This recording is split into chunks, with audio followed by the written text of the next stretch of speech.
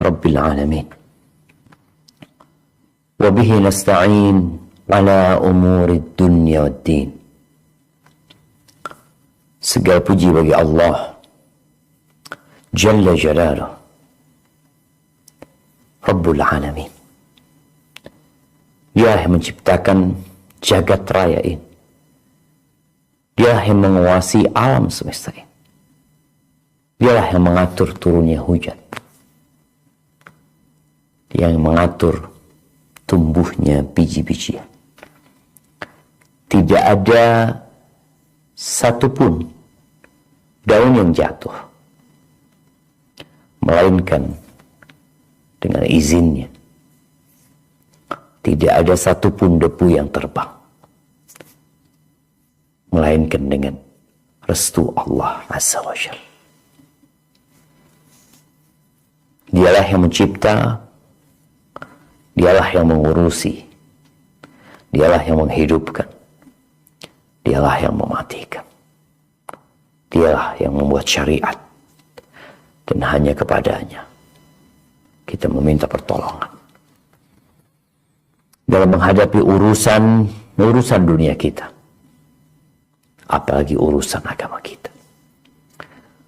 Wassalatu wassalamu ala sayyidil mursalin wa imamil muttaqin qaidil ghurril muhajjalin sayyidina wa maulana Muhammadin wa ala alihi wa ashabihi ajma'in.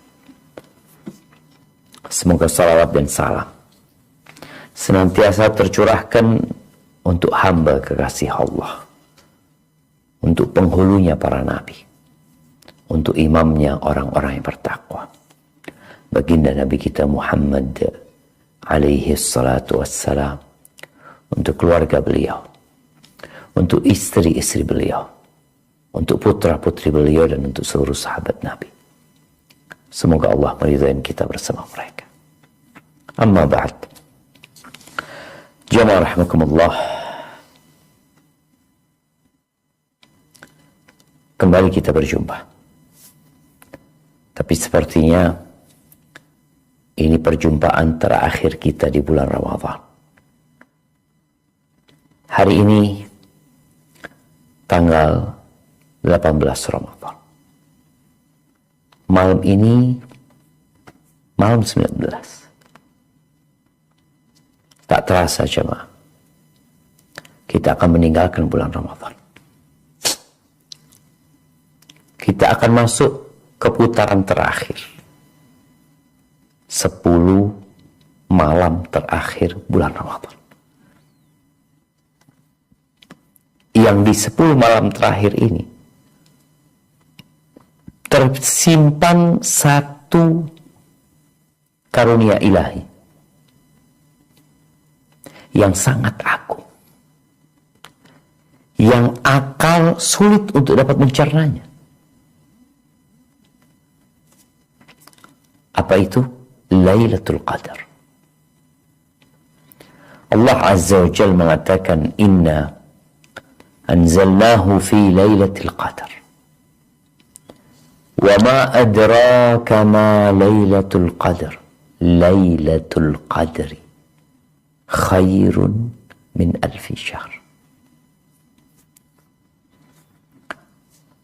Kata Allah Jalla Jalaluh, sesungguhnya kami menurunkan Al-Quran itu di malam yang penuh dengan kemuliaan, di malam yang sangat berharga. Apa yang kau ketahui tentang Lailatul Qadar? Allah katakan Lailatul Qadri khairun min alfi syahr. Lailatul Qadar itu lebih baik dari 1000 bulan. Setiap tahun selalu ada saja pembahasan tentang THR, gaji 1 bulan. Orang itu digaji setahun ya 12 bulan. Tapi ternyata ada gaji ke-13. Yang gaji itu gaji 1 bulan. Itu diributkan. Mereka mempertanyakan kapan turunnya, berapa besarnya. Mereka tidak menggubris tentang yang lebih baik dari 1000 bulan. Saya ingin mengingatkan ya, sebelum kita masuk ke kajian kita, ucapan Syekh As-Sa'di rahimahullahu ta'ala berkaitan dengan Lailatul Qadar. Beliau mengatakan, ay tu'adil min fadliha alf syahr. Keutamaannya Lailatul Qadar itu menyamai 1000 bulan, bahkan lebih baik. Fal amalul ladzi yaqa' fiha, amal kebajikan yang dilakukan di malam Lailatul Qadar itu lebih baik daripada mengamalkan amalan itu selama 1000 bulan tanpa ada Lailatul Qadar di sana. Ini yang beliau katakan, akal itu akan terheran-heran, kebingungan jemaah. Allah Jalla Jalaluh memberikan karunia kepada umat yang lemah ini, memberikan kekuatan kepada mereka, memberikan kesempatan untuk mereka, di mana satu malam dia beramal itu sama, bahkan lebih baik dari 1000 bulan. Ya, 83 tahun plus 4 bulan. Siapa yang umurnya segitu? Umur umat Nabi SAW gak panjang. Dan sebaik-baiknya manusia adalah yang panjang umurnya, baik amalan. Kita tahu bagaimana para nabi. Umatnya Nabi Nuh alaihissalam ratusan tahun sampai 1000 tahun. Kita hanya 60 sampai 70. Sedikit yang lewat dari sana. Tapi Allah sediakan Lailatul Qadar. Oleh karena itu Nabi alaihissalam apabila masuk ke 10 akhir Ramadan, kata Aisyah radhiyallahu ta'ala anha, syadda mi'zarahu wa ahya laylahu wa ayqadha ahl. Beliau bersungguh-sungguh beribadah di 10 malam yang tidak beliau lakukan sepanjang Ramadan. Maka tolong dijaga semangat. Jangan semangat kita jadi pudar, target kita jadi bubar. Kenapa? Karena kita disibukkan dengan kegiatan-kegiatan yang berkaitan dengan mudik, berkaitan dengan Idul Fitri. Ada banyak perencanaan di sana. Oke, nggak masalah. Engkau punya rencana di Idul Fitri, engkau punya rencana untuk mudik, engkau punya rencana untuk beli baju baru, apa aja rencanamu. Tapi tolong Lailatul Qadar dijadikan target utama yang perlu dikejar. Maka perlu perencanaan. Nabi bersungguh-sungguh di 10 malam terakhir yang tidak beliau lakukan di 20 awal Ramadan itu. Dan beliau kencangkan sarungnya sebagai bentuk kesungguhan beliau. Beliau tinggalkan istri-istrinya. Kita tahu di malam-malam Ramadan boleh seorang laki-laki menggauli istrinya, yang nggak boleh di siang hari bulan Ramadan. Tapi ketika masuk 10 hari terakhir, Nabi tinggalkan istrinya. Sana tinggal. Iya. Beliau tinggalkan istri. Ngapain beliau? Beliau hidupkan malamnya dengan ibadah. Yang terutama adalah sholat, baca Quran, zikir, dan doa. Dan beliau bangunkan keluarga. Maka ini kesempatan. Kalau kita nggak dapat nih, artinya ketika malam Lailatul Qadar kita sedang sibuk dengan dunia kita, atau kita sedang terlena dengan permainan, hiburan-hiburan yang ditawarkan. Maka kata Nabi SAW, man hurima khairaha faqad hurim. Barang siapa yang dihalangi dari mendapatkan Lailatul Qadar, maka dia adalah orang yang terhalang dari kebaikan. melarat. Kita ingin bahagia, kesempatan di depan mata, tapi kau tinggalkan. Maka berusahalah untuk mempersiapkan diri. Perbanyak doa di malam-malam 10 terakhir ini, khususnya malam-malam ganjil. Allahumma innaka afuun tuhibbul afwa fa'fu anni. Barakallahu fikum. Baik, kita akan masuk ke pembahasan dari kitab Riyadhus Shalihin yang berkaitan dengan pembahasan berkaitan dengan kitab Iyadatil Marid, ya. Pembahasan tentang hukum-hukum yang berkaitan dengan membesuk orang yang sakit, tasyyi'il mayyit, dan mengantarkan mayit ke kuburannya, wassalati alaih, dan mensolati. Tersisa 2 bab lagi dalam kitab ini. Lalu kita akan masuk ke kitab Adabis Safar, kitab tentang etika atau adab safar. Bab, silakan dibaca bab 164. Tafadhal. Ya, Bismillahirrahmanirrahim. Bab 164. Keutamaan orang yang ditinggal mati anaknya yang masih kecil. Hadis nomor 952.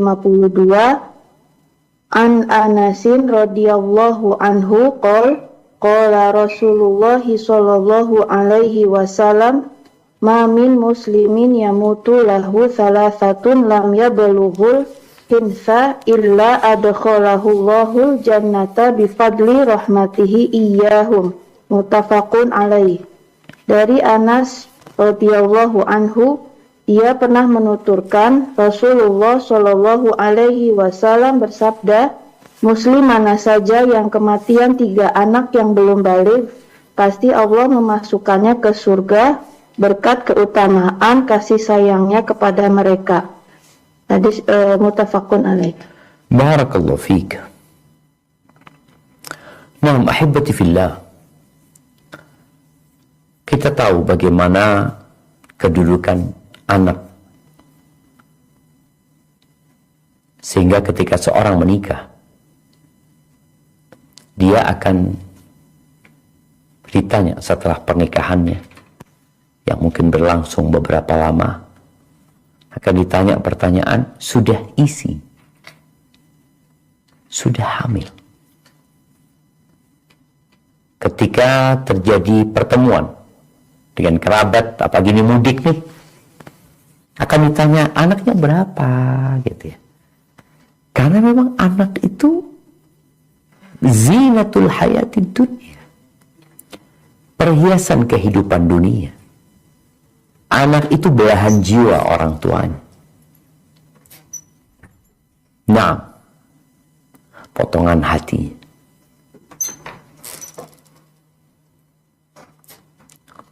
Dan orang tua, gara-gara anak, kadangkala salah langkah dalam hidup ini. Gara-gara kasih sayang dia sama anaknya, kecintaan dia sama anaknya.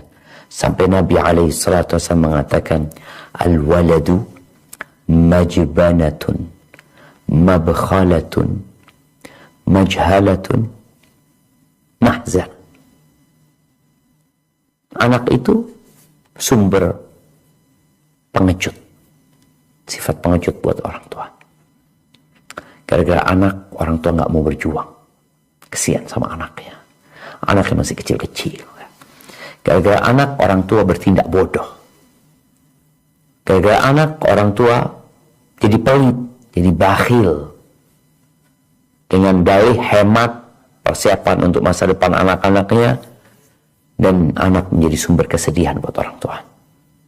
Itu anak. Dan ya, kita diperintahkan oleh Nabi SAW ketika menikah, tidak menikah dengan sembarangan orang, tapi menikah dengan yang bisa memberikan keturunan. Kenapa? Karena Nabi SAW mengatakan, fa inni mukathirun bikumul umam yaumal qiyamah. Sesungguhnya aku ingin umatku banyak pada hari kiamat gitu. Nabi alaihissalatu wassalam. Tapi anak ini ya nggak bisa orang buat atau jadi. Ada yang bertahun-tahun seperti Nabi Ibrahim alaihissalam, ya, 86 tahun baru punya anak. Ada yang umurnya 100 tahun, Nabi Zakaria baru punya anak, ya. Ada ujian yang diberikan oleh Allah kepada mereka. Ada yang sampai mati juga nggak punya anak. Nih, ada orang yang punya anak, ditinggal mati sama anak. Punya anak, ditinggal mati oleh anak. Yang 9 bulan ditunggu. Sang ibu penuh dengan semangat. Dia terus berdoa buat anaknya. Tapi di hari kelahiran terkadang Allah tentukan lain. Itu anak yang ditunggu-tunggu, yang sekarang orang sudah bisa melihat anaknya nendang-nendang, ya. Tahu-tahu anak itu harus pergi. Tentunya bala ini akan membekas dengan bekas yang dalam di dalam hati. Luka yang mungkin lama sembuh. Tapi apa hendak dikata? Allah katakan wabasyiris sabirin. Berikan kabar gembira kepada orang-orang yang sabar. Alladzina idza asabathum musibatun qalu inna lillahi wa inna ilaihi raji'un. Mereka adalah orang-orang yang apabila terkena musibah, mereka mengatakan sesungguhnya kami milik Allah dan kelak kepada Allah kami akan kembali. Di hadis pertama dalam bab ini, bab keutamaan orang yang ditinggal mati anaknya yang masih kecil. Anak yang ditunggu-tunggu, tahu-tahu mati. Mati karena sakit, mati karena kecelakaan, atau apa saja. Yang jelas anak itu mati. Dan Allah mau menghidupkan dan mematikan. 50.000 tahun sebelum penciptaan langit dan bumi, takdir juga sudah dicatat. Nabi SAW menyampaikan kepada para sahabatnya bahwa mamin muslimin, muslim mana saja, artinya mau laki-laki, mau perempuan, yamutu lahu thalath, yang ditinggal mati oleh 3 anaknya. Bicara 3 anak ini, boleh anak laki-laki, boleh anak perempuan.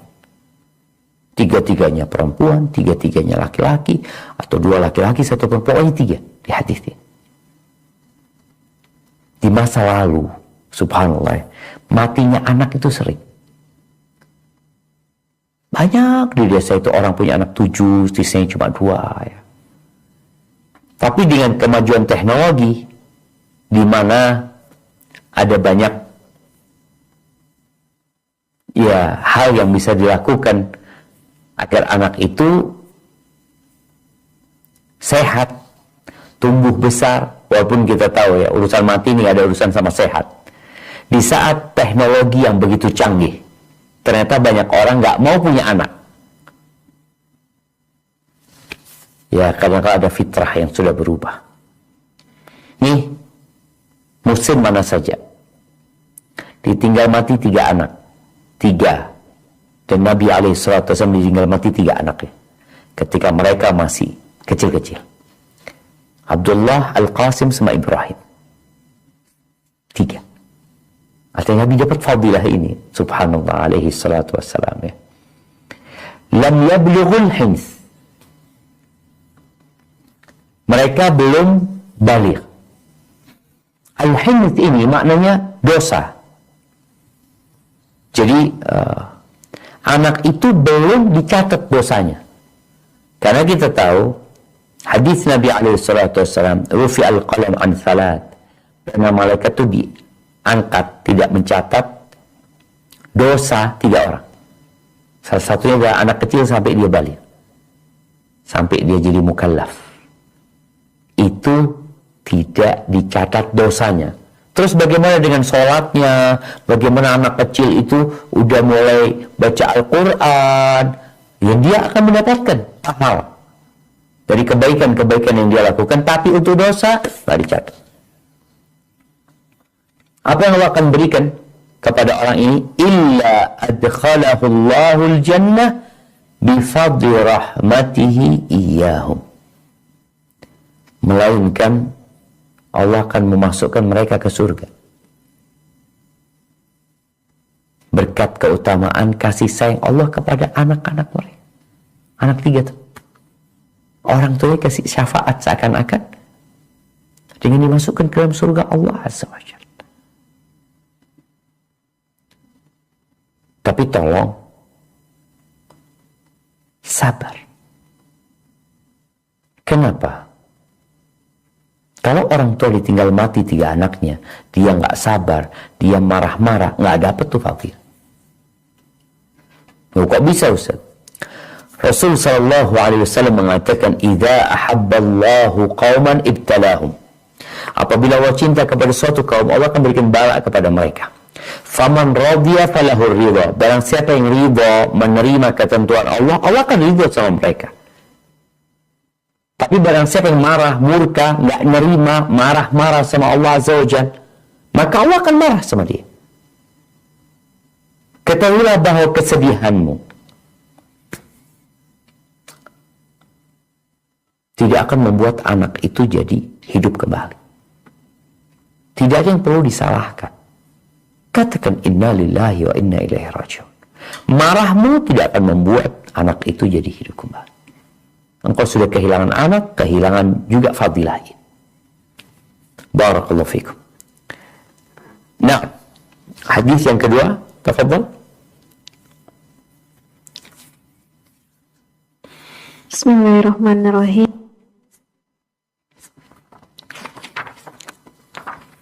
Belum tinggal masih di mute itu?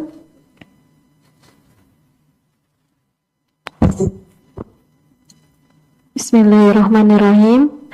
Hadis nomor 953. Wa an Abi Hurairah radhiyallahu anhu qala Rasulullah sallallahu alaihi wasallam la yamutu li ahadin minal muslimina salasatun minal waladi la tamassuhun naru illa tahillatal qasami muttafaq alaih. Wa tahillatul qasami qaulullahi ta'ala wa in minkum illa wariduha wal wurudu huwal uburu ala sirati wa huwa jisrun mansubun ala dhuhri jahannama afanallahu minha.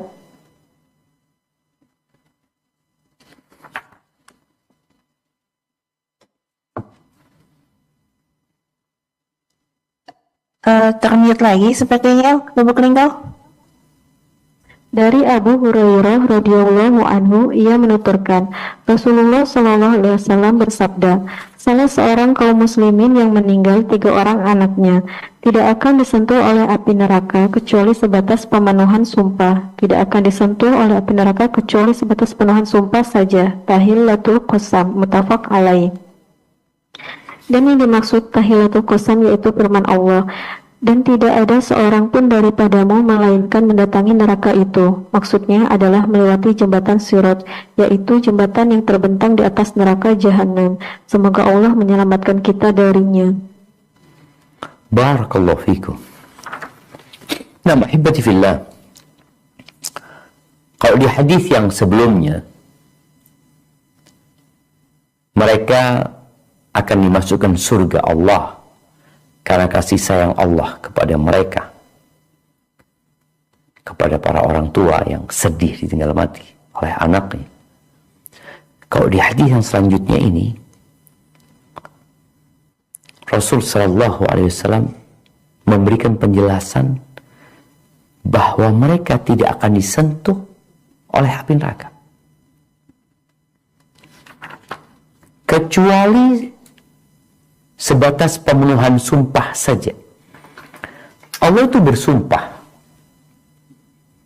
bahwa setiap manusia itu tidak akan masuk surga kecuali melewati neraka. Nih di firman Allah yang di surat Maryam ya, ayat 71, 72, Allah mengatakan wa in minkum illa wariduha. Tidak ada satupun di antara kalian melainkan akan memasukinya. Dan ini maksud dengan wurud itu adalah menyeberangi sirat yang berada di atas neraka jahanam. Semuanya. Sirat itu akan diletakkan di atas neraka jahanam. Kemudian orang-orang akan melewatinya. Dan di beberapa athar disebutkan bahwa sirat itu licin, tajam. Ada yang menyebutkan dia lebih tipis dari rambut, lebih tajam dari pedang. Namun mereka melewatinya bukan dengan keterampilan dan keahlian, tapi mereka melewatinya dengan amalan. Segala sesuatu di hari akhir itu biqadri amali. Sebelum mereka melewati sirat, mereka akan dikasih cahaya agar mereka bisa menuju ke sirat, kemudian menyeberang. Ini orang tua yang tinggal mati oleh 3 anaknya yang belum balik, sebagaimana disebutkan di hadis sebelumnya, dia nggak akan disentuh neraka. Karena orang yang melewati neraka itu ada 3. Ada yang selamat tanpa tersentuh oleh neraka. Ada yang tersentuh oleh neraka, tapi dia masih bisa menyeberangi sampai dia selamat di ujung sirat tersebut. Walaupun dia terluka, terbakar, tapi dia selamat. Yang ketiga, ada yang terjatuh dari atas sirat. Ini orang yang ditinggal mati 3 anaknya, subhanallah. Allah kasihan sama orang tua itu. Bagaimana orang tua yang menunggu itu anak, ngajarin itu anak. Ketika anak itu sakit, dia rela tidak tidur. Ketika anak itu lapar, dia rela untuk tidak makan demi anak. Terus anaknya meninggal dunia. Gimana rasanya? Allah gantiin. Jadi semua luka, semua duka, semua kepayahan, semua keletihan akan diganti. Orang-orang yang masuk surga itu mereka akan mengatakan alhamdulillahilladzi adhaba 'annal hazan. Segala puji bagi Allah yang telah mengusir dari kami, menghilangkan dari kami kesusahan, kesedihan, hilang semuanya nantinya. Akan hilang. Maka yang sekarang nih sedang bersedih, ditinggal mati anak-anaknya, mungkin engkau punya kenangan sama anak-anak itu, maka gantilah kenangan itu dengan harapan. Kenangan itu kan masa lalu, harapan itu yang akan datang. Maka gantilah kenangan itu dengan harapan. Harapannya apa? Anak-anak menunggu orang tuanya di surga Allah Subhanahu wa taala. Barakallahu fiik. Baik. Dilanjutkan.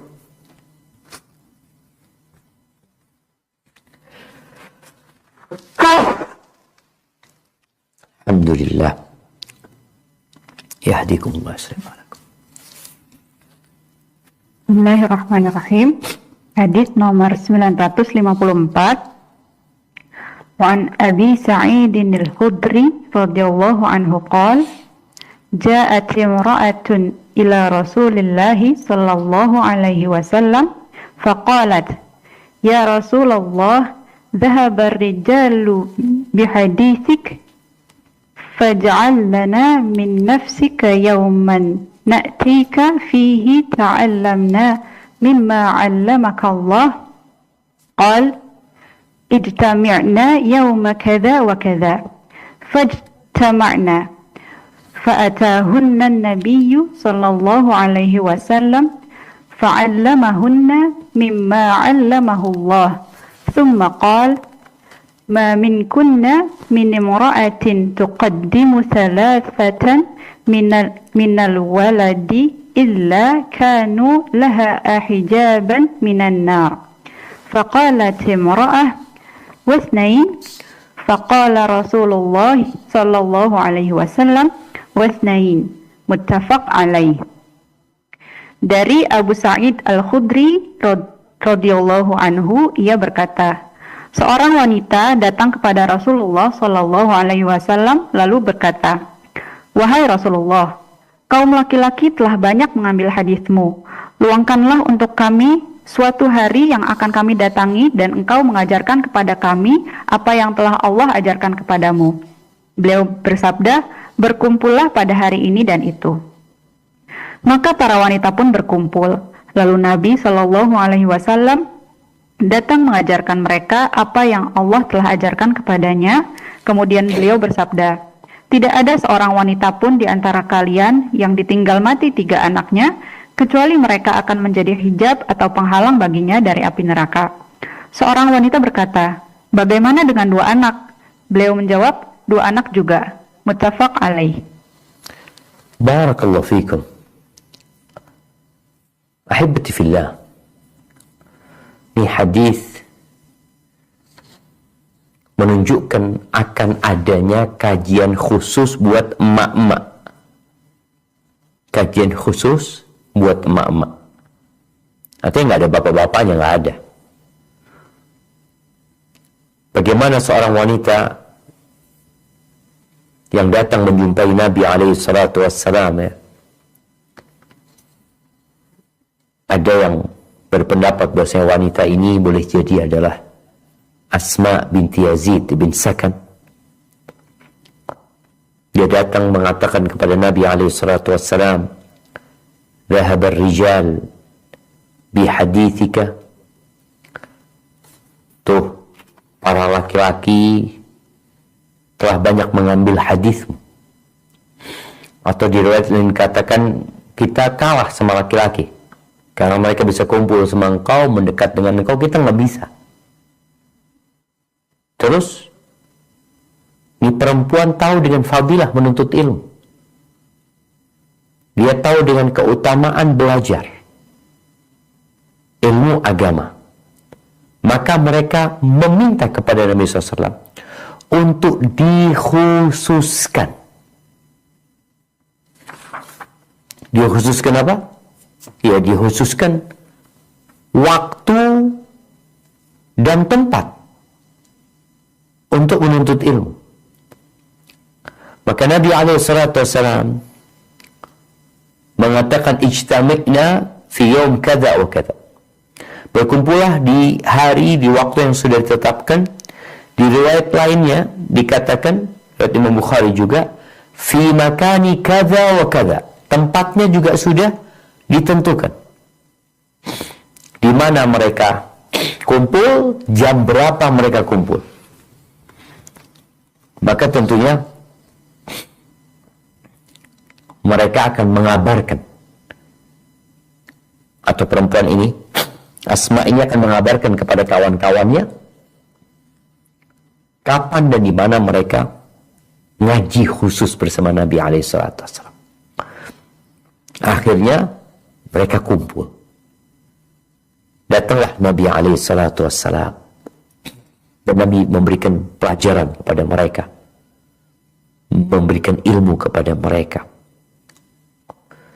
Lalu di antara yang beliau sampaikan adalah berkaitan dengan bab yang baru saja kita bahas, bahwa tidak ada wanita yang ditinggal mati oleh 3 anaknya, melainkan anak-anak itu akan menjadi hijab yang menyelamatkan orang tuanya dari api neraka. Kemudian ada yang berkata kepada Nabi SAW, "Wasnain." Gimana kalau 2 anaknya, bukan 3? Dia tinggal betul 2 anaknya. Disebutkan perempuan ini boleh jadi adalah Ummu Sulaim radhiyallahu ta'ala anha. Maka Nabi SAW mengatakan wasnain. Di riwayat yang dikatakan wasnain, wasnain, wasnain. Iya, yang punya 2 anak pun dia insyaallah yang ditinggal mati oleh 2 anaknya, anak-anak itu akan menyelamatkan orang tuanya dari api neraka. Sebagian wanita merasa capek, Ustadz, hamil lagi, hamil lagi, hamil lagi. Nah, engkau capek. Tapi semua rasa letihmu ada perhitungannya. Mungkin sebagian capek, Ustadz, gimana Ustadz? Nggak capek, suami kurang perhatian, aneh ngurusin anak-anak, pembantu nggak ada. Berarti semua pahala jadi satu buat engkau. Allah Azza wa Jalla mengatakan walikullin darajatun mimma amilu. Semua itu akan mendapatkan derajat sesuai dengan kerjaan dia, dengan amalan dia. Maka kenapa seorang anak itu wajib memuliakan ibunya, kemudian ibunya, kemudian ibunya, bapak baru nomor 4. Karena memang ada hal-hal yang tidak dilakukan ayah dan tidak bisa dilakukan oleh ayah. Ayah mungkin cuma mengatakan, yuk punya anak lagi yuk. Terus ibunya mengatakan, aduh mah, malas, capek. Hadirkan di diri kita bahwa kita hidup diciptakan untuk mengabdi kepada Allah, untuk memakmurkan bumi ini. Paling tidak kita memakmurkan dengan menambahkan umat Rasul sallallahu alaihi wasallam. Barakallahu fiik. Taib, kita masuk ke bab terakhir dari pembahasan ini. Tafadhal dibaca.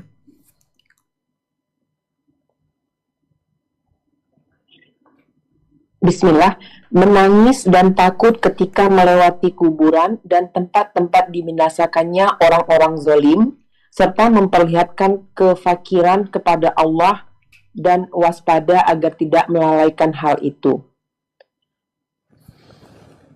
Hadis nomor 955.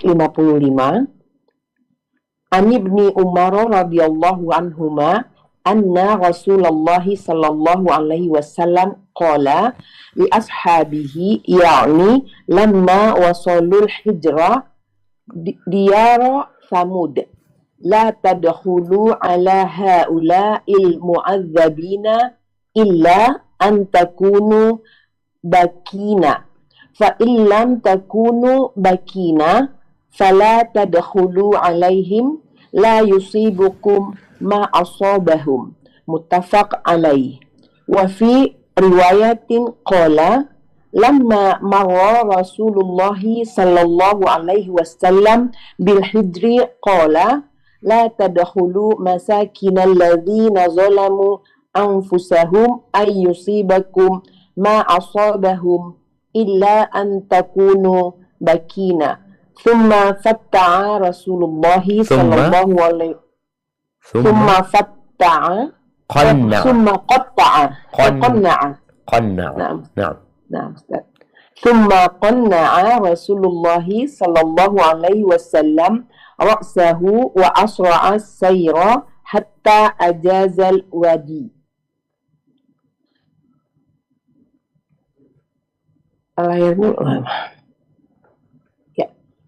Dari Ibnu Umar, Rasulullah Sallallahu Alaihi Wasallam bersabda kepada para sahabatnya ketika sampai daerah Hijr, tempat tinggalnya kaum Samud dahulu, janganlah kalian melewati daerah orang-orang yang diazab itu, kecuali dalam keadaan kalian menangis. Jika kalian tidak mampu menangis, maka janganlah sekali-kali kalian melewatinya. Jangan sampai menimpa kalian apa yang telah menimpa mereka. Muttafaq alaih. Dalam riwayat lain, Ibnu Umar menuturkan, ketika Rasulullah Shallallahu Alaihi Wasallam melewati daerah Hijr, beliau bersabda, janganlah kalian memasuki tempat tinggalnya orang-orang zolim, supaya kalian tidak ditimpa apa yang menimpa mereka, kecuali jika kalian memasukinya dalam keadaan menangis. Kemudian beliau menutup kepalanya dan mempercepat jalannya sampai melewati lembah tersebut. Barakallahu fiik. Naam, ahibati fillah. Ada banyak di muka bumi ini tempat-tempat dibinasakannya kaum-kaum sebelumnya. Kaumnya Nabi Hud, kaumnya Nabi Saleh, kaumnya Nabi Lut, ketika kita melihat tempat tersebut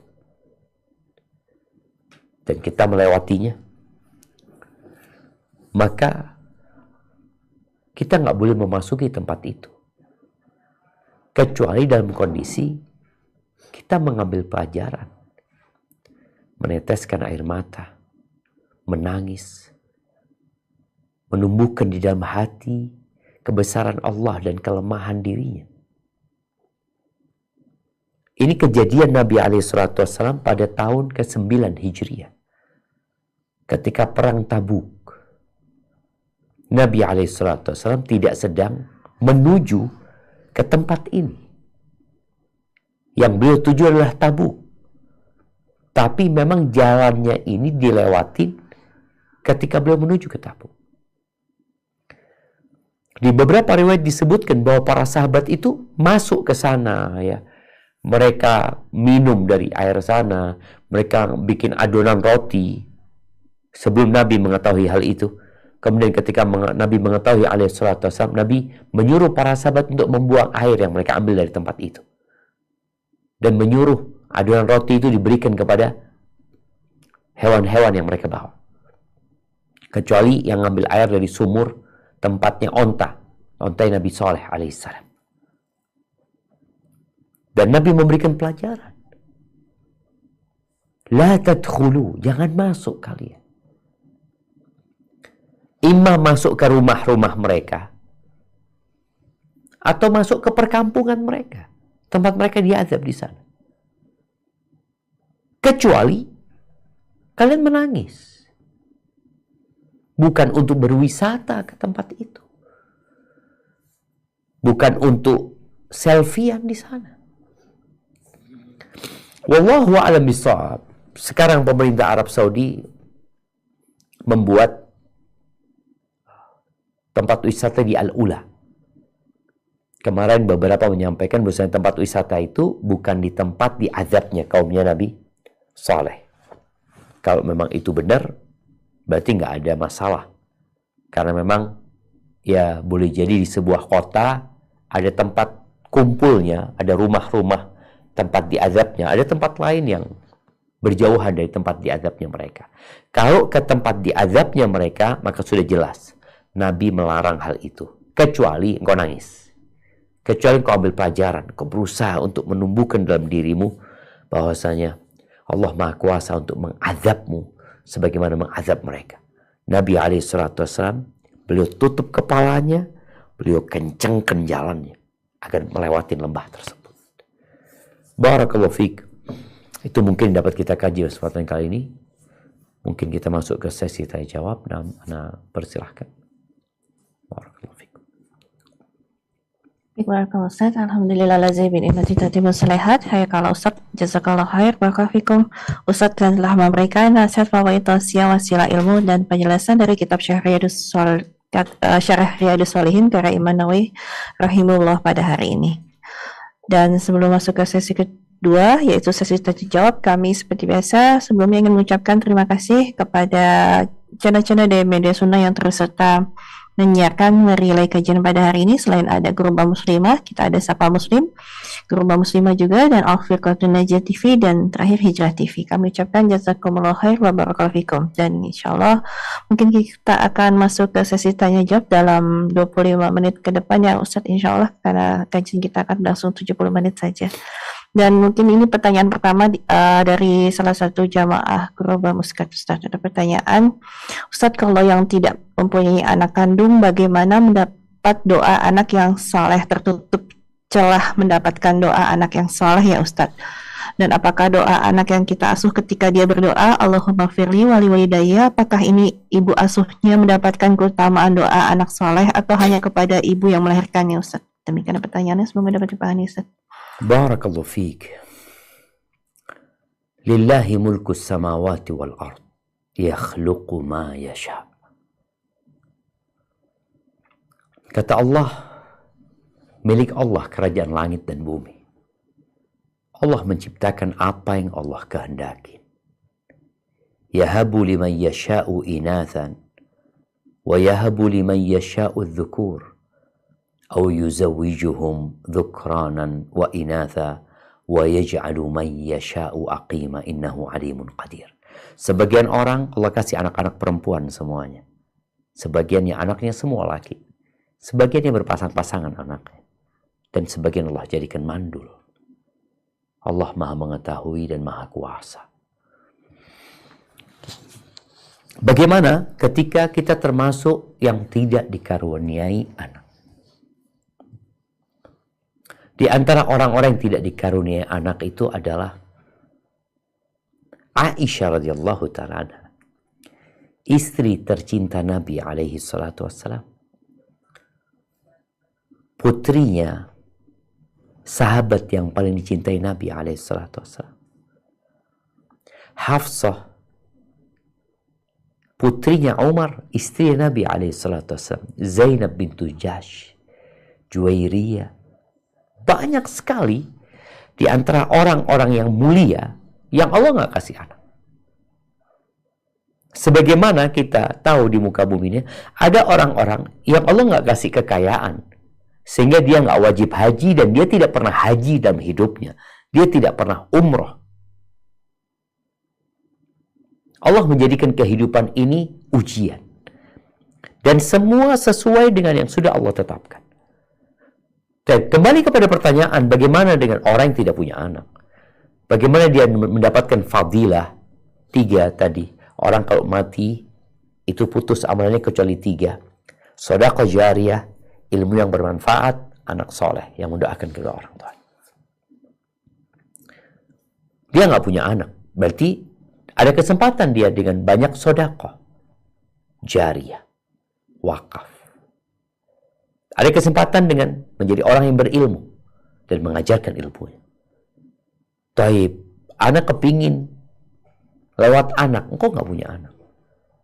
Dan anak yang kita asuh, boleh jadi kita punya anak asuh 100. Anak yang kita didik. Sebagian ustadz nggak punya anak, tapi dididik anak. Apakah doa mereka sampai kepada yang mengasuh? Sampai, kalau diniatkan untuk yang mengasuh. Ketika dia berdoa, Allahumma gfir lima syaikhina wa asatidatina wa man ahsana ilaina. Ya Allah, ampuni ya Allah buat guru-guru kami, buat ustadz-ustadz kami, buat orang-orang yang berbuat baik kepada kami. Ketika dia membaca doa yang itu dikhususkan buat orang-orang yang berbuat baik, maka masuk. Tapi kalau sekedar membaca doa Rabbighfirli wali walidayya, maka nggak masuk.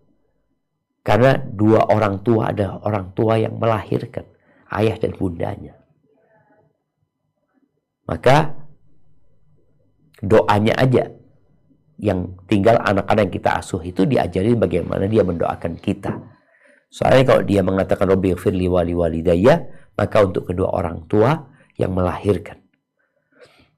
Tapi kalau mau buat orang yang tua mengasuh, katakan buat orang tuaku yang telah mengasuhku, mamanya. Karena dia sudah anggap sebagai orang tua, tapi bukan walid, bukan yang melahirkan, bukan yang menjadi sebab keberadaan dia di muka bumi ini. Insya Allah kita tahu bahwa saya doa siapapun, untuk siapapun, selama dia ikhlas memohon kepada Allah, Allah berjanji akan mengabulkan. Ud'uni astajib lakum. Barakallahu fiik. Nah. Barakallahu Ustaz. Tafadhali Ukti Res bisa menyampaikan pertanyaan kepada Ustaz Sunnah. Berikut pertanyaan berikutnya Ustaz. Assalamualaikum, ahsanallahu ilaikum Ustaz. Waalaikumsalam warahmatullahi wabarakatuh. Nah, tafadhali. Ya Ustaz. Saya pernah mendengar pendapat bahwa memiliki anak banyak adalah sunnah, sedangkan mendidik anak adalah wajib. Jika mempunyai banyak anak, namun tidak sanggup mendidik anak-anak tersebut, berarti melalaikan yang wajib untuk yang sunnah. Bagaimanakah dengan hal ini Ustaz? Mohon nasihatnya. Barakallahu fiik. Ahibati fillah. Ada perkara yang tidak bertentangan, maka jangan ditentangkan. Ada perkara yang tidak berlawanan, maka jangan diadu. Kalau bicara anak, Ada orang yang anaknya satu, dia nggak didik dengan benar. Satu anak. Jadi perampok. Satu anaknya narkoba. Kita akan dimintain pertanggungjawaban. Ketika kita punya anak, maka ketahuilah bahwa kita mampu untuk mendidik anak itu. Loh, kok bisa? Ya karena Allah tidak memberikan cobaan kecuali sesuai dengan kemampuannya. Tapi ada orang yang tidak mau. Dari awal dia sudah takut. Oh enggak lah, anak cukup 2 anak aja. Anak cukup 3. Kan punya anak banyak sunnah, mendidik wajib. Bagaimana kalau anak nggak mampu? Kalau engkau nggak mampu, engkau nggak akan dikasih anak banyak sama Allah SWT. Ketika engkau mampu, Allah akan kasih.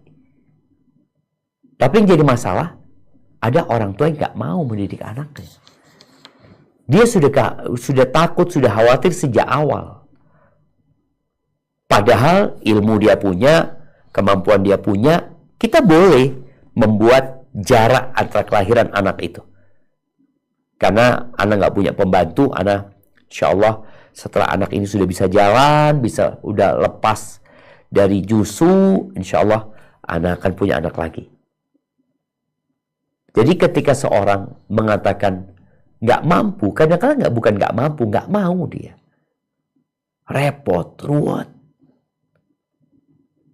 Dan cara paling utama mendidik anak itu adalah dengan memperbaiki diri kita. Dengan mendekatkan diri kepada Allah Azza wa Jalla. Dan semaksimal mungkin kita memberikan waktu buat mereka. Maka ini bukan hal yang bertentangan ya. Jadi ada orang yang kepingin punya anak, nggak punya anak.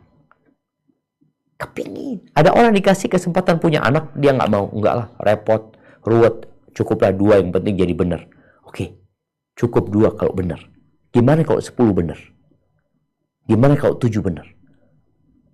Subhanallah, kemarin anak ketemu lagi sama orang, dia mengatakan saudara bapaknya itu 25 orang dari satu ibu.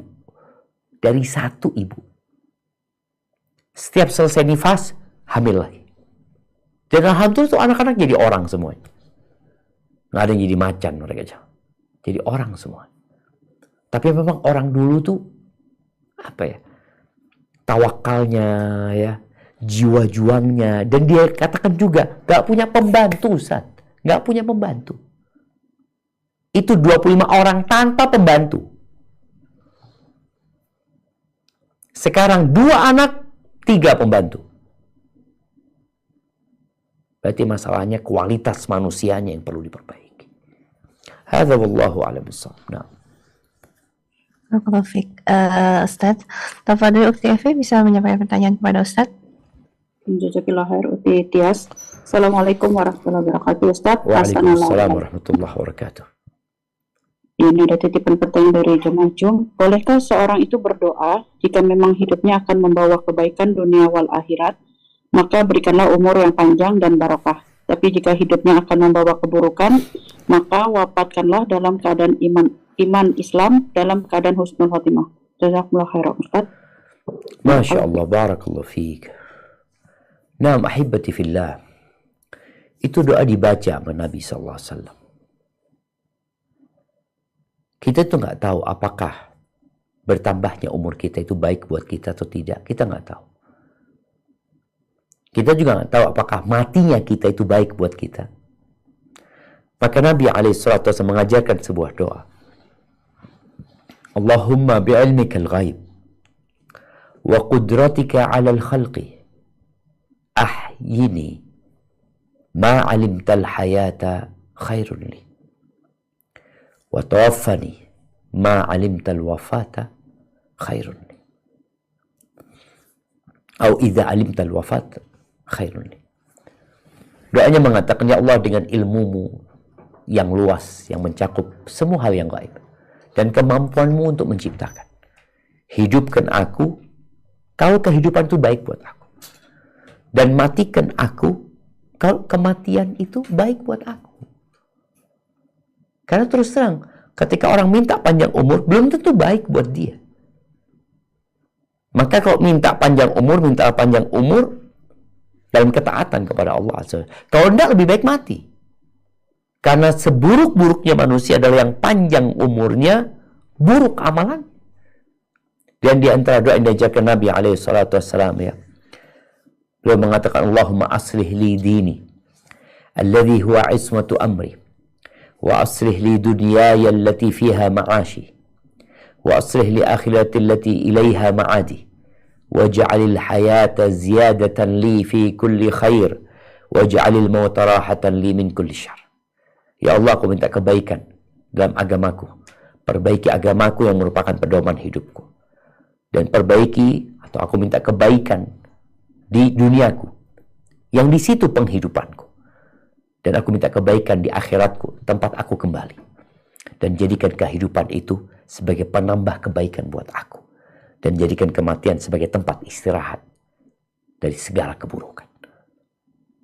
Jadi memang kita perlu banyak berdoa, memohon kepada Allah, khususnya di zaman yang penuh dengan fitnah, jemaah. Seperti yang kita rasakan sekarang ini. Yang boleh jadi pagi hari orang itu beriman, sore hari sudah murtad, menjual agamanya untuk mendapatkan sedikit kenikmatan dunia. Na'udzubillah min dzalik. Hadza wallahu a'lam bissawab. Barakallahu fiik. Ustaz, tafadholi Ukti Uut bisa membacakan pertanyaan dari jamaah. Ya, Jazakillah khair, Tias. Assalamualaikum warahmatullahi wabarakatuh, Ustaz. Ahsanallahu ilaikum. Waalaikumsalam warahmatullahi wabarakatuh. Nah, ada titipan pertanyaan, Ustaz. Bismillah, Ustaz, anak saya usia 9 tahun baru meninggal dunia bulan Oktober tahun kemarin. Dan sampai sekarang saya masih suka merasakan sedih. Apakah saya masih bisa mendapat syafaat di hari kiamat nanti, Ustaz? Ini anaknya jadi baru satu meninggal, Ustaz. Gitu. Apakah termasuk dalam hadis itu atau enggak, Ustaz? Jazakumullah khair, barakallahu fikum. barakallahu fikum. Nah, kalau bicara ketika seorang bersedih, dia tinggal mati anak. Sedih itu boleh, tapi jangan tenggelam dalam kesedihan yang berlarut-larut sehingga engkau jadi gak produktif. Ada orang yang sedih terus, kemudian dia hanya memikirkan anaknya. Tadi yang sampaikan, jadikan kenangan itu harapan. Nabi berlindung dari kesedihan. Allahumma inni a'udzubika minal hammi wal hazan. Udah yang lalu biarlah berlalu. Engkau minta lagi sama Allah Azza wa Jalla. Apakah anak itu bisa memberikan syafaat? Kalau bisa aja. Tapi memang hadisnya yang berkaitan dengan anak itu, Nabi SAW menyebutkan 3. Kemudian sahabat bertanya, gimana kalau 2? Nabi mengatakan, isnain juga. Gitu. Kalau yang 1, ada hadis lain. Yang ketika Nabi SAW menyebutkan, tatkala para malaikat mencabut nyawa anak hamba Allah Azza wa Jal. Lalu malaikat ini datang kepada Allah, ditanya sama Allah, qabattum walada abdi, kalian cabut nyawa anak hambaku? Iya ya Allah. Qabattum thamarata fuadi, kalian cabut buah hatinya? Iya ya Allah. Madza qala abdi, 1 nih yang dicabut. Madza qala abdi, apa yang dikatakan hambaku? Hamidaka wastarja, dia memujimu ya Allah dan mengatakan inna lillahi wa inna ilaihi raji'un. Apa kata Allah Azza wa Jalla? Ubnu li abdi baitan fil jannah, bangunkan buat hambaku di surga rumah. Wasammuhu baital hamdi, kasih nama rumahnya rumah pujian. Jadi tetap ada fadilah lain yang akan didapatkan insyaallah, dan semoga Allah kasih ganti yang lebih baik. Hada wallahu a'lam bissawab. Na'am. Ustaz, ini ada pertanyaan Ustaz. Pertanyaannya, apakah pahala kesabaran yang Allah masukkan ke surga ini hanya untuk orang tua yang sabar kehilangan anaknya sebatas anak yang belum balik saja Ustaz? Kadang ada orang tua yang kehilangan anaknya sabar atas kesedihan mendalam atas kehilangan anak karena orang tua tersebut sudah menaruh harapan besar kepada anaknya yang balik tersebut. Maksudnya mungkin sudah besar, sudah disekolahkan tinggi supaya bisa membantu ekonomi keluarga atau demikian sebagainya Ustaz. Apakah yang demikian juga termasuk Ustaz? Barakallahu fiik. Naam ahibati fillah. Hadis-hadis yang tadi kita baca, Nabi SAW menyebutkan belum balik. Artinya anak itu belum punya dosa. belum berbuat dosa. Nggak ada catatan dosa. Sedangkan yang sudah baligh, maka sudah ada catatan dosa buat dia. Maka dia akan melalui proses hisab yang boleh jadi anaknya nggak selamat dari api neraka. Atau boleh jadi selamat dari api neraka. Artinya posisi anaknya itu masih belum pasti. Sedangkan anak-anak yang belum baligh ini, dengan izin Allah, ya mereka memang belum punya dosa gitu. Terus bagaimana dengan orang tua yang kehilangan tulang punggung keluarga? Ya, anaknya sudah baligh, bahkan anaknya sudah gede. Tapi anaknya ini menjadi tulang punggung keluarga, jadi harapan keluarga atau meninggal dunia. Fadilah yang kita baca di hadis itu mungkin nggak dapat, tapi ada fadilah kesabaran. Allah Azza wa Jalla mengatakan wabasyiris sabirin, berikan kabar gembira kepada orang-orang yang bersabar. Tetap dia akan mendapatkan fadilah apabila dia bersabar. Tapi karunia Allah macam-macam. Kalau yang tadi karunia untuk yang anaknya belum baligh, buat anak yang baligh, yang mungkin musibah itu semakin besar pula pahalanya. Nggak sama orang yang sakit kepala dengan orang yang Allah kasih gagal ginjal umpamanya. Nggak sama. Orang yang diamputasi kaki kirinya dengan yang diamputasi kedua kakinya. Nggak sama balasan Allah buat orang yang kehilangan kedua matanya dengan orang yang kehilangan satu matanya. Artinya semuanya akan mendapatkan balasan sesuai dengan amal mereka. Allah akan kasih balasan yang lebih baik ya. Hadza wallahu a'lam bissawab. Na'am. Barakallahu fiik. Ustaz, tafadhali ukti Res bisa menyampaikan pertanyaannya. Assalamualaikum warahmatullahi wabarakatuh. Ustaz, Waalaikumsalam. ini pertanyaan ya, dari salah satu jamaah Zoom. Jazakallah khair atas ilmunya dan nasihatnya Ustaz. Ramadan kemarin anak kami meninggal di usia 1 tahun setelah diagnosa jantung bawaan lahir di usia 5 bulan. Sampai hari ini anak masih ketakutan untuk hamil lagi Ustaz. Setiap ingat anak masih menangis. Apakah ada nasihat untuk anak Ustaz? Jazakallah khair. Barakallahu fiik. Naam ahibati fillah. Sebagian orang tua ada yang ditinggal mati anaknya ketika kecil sehingga dia trauma. Ada yang dikasih anak berkebutuhan khusus sehingga dia tidak mau lagi punya anak. Ingatlah dengan pesan Nabi sallallahu alaihi wasallam. Tazawwajul walud al-wadud fa inni mukathir bikumul umam. Menikahlah engkau dengan wanita yang subur, banyak anaknya, dan dia pengasih, penyayang. Maka jangan sampai musibah yang menimpamu menghalangimu dari fadilah yang banyak. Gara-gara musibah itu, akhirnya dia nggak dapat banyak fadilah. Padahal dalam kehidupan dunia ini, Allah mengatakan, fastabiqul khairat. Berlomba-lombalah dalam meraih kebaikan.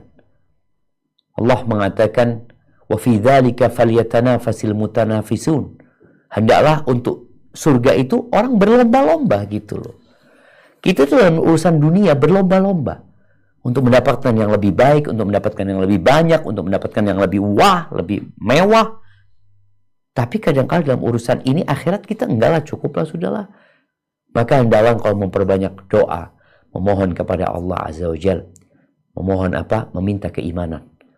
Baca doa Allahumma inni as'alukal huda wat-tuqa wal afaf wal ghina. Kemudian banyak membaca hasbiyallah alladzi la ilaha illa huwa alaihi tawakkaltu wa huwa rabbul arsyil azim. Serahkan sama Allah dan kemudian mulai program lagi untuk punya anak dalam rangka memperbanyak umatnya Nabi alaihi salatu wassalam. Oh gimana kalau nanti meninggal lagi? Ada fadilah yang sudah disediakan. Kita itu nggak tahu umur anak kita berapa. Umur kita juga nggak tahu. Yang jelas semua sudah ada catatannya masing-masing.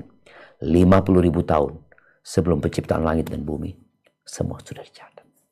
Barakallahu fiik. Baik, mungkin kita ke pertanyaan terakhir. Tafadhali.